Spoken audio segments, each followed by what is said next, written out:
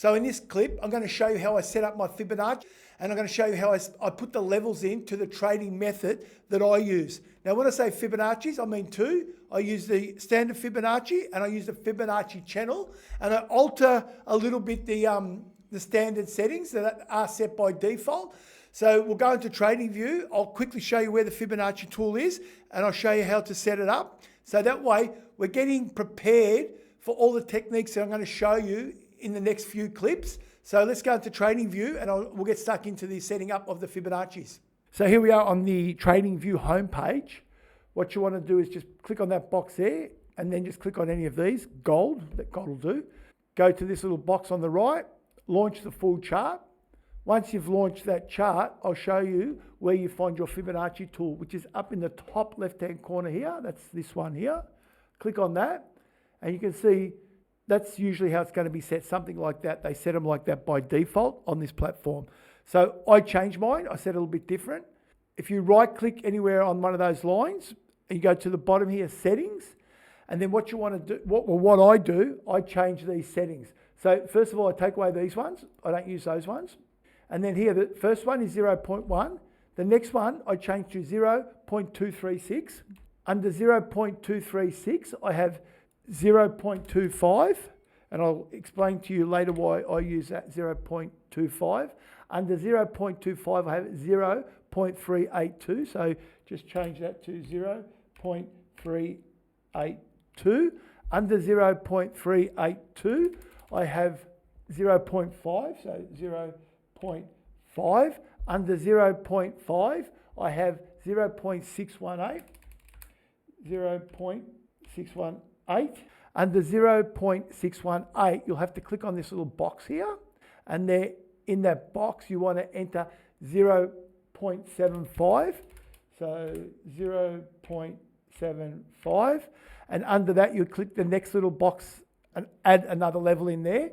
So this one, I make this one 0.786, so 0.786, and the bottom one, click that little box again. You can just leave this one, leave that one. What I do, I change these. I make them a little bit lighter. So I change all those colors to yellow. I'll just go down and do that. So you can see I've quickly changed all those to yellow. Now you see this yellow block. So you want to lighten it up a little bit. So you just, so you can adjust that. So you just adjust that. So all you do now is see the lines. So you've got the levels here, the numbers. You can make them a little bit bigger. So you just make maybe 16.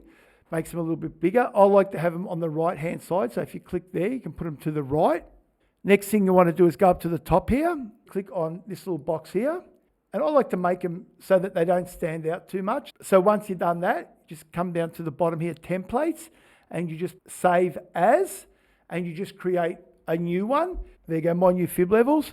Okay, so you've got that one saved. So that'll be next time if you're looking for it and you right-click here, and you just go into settings, and you'll have a look. If you go into templates down the bottom, you can find which one you just set. So that's how I set my Fibonacci levels.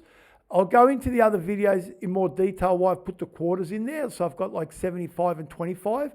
Why I use that is because sometimes I've got to just measure one individual candle, and I might have to measure 25% or 75% of the candle, but I'll get into that in later clips.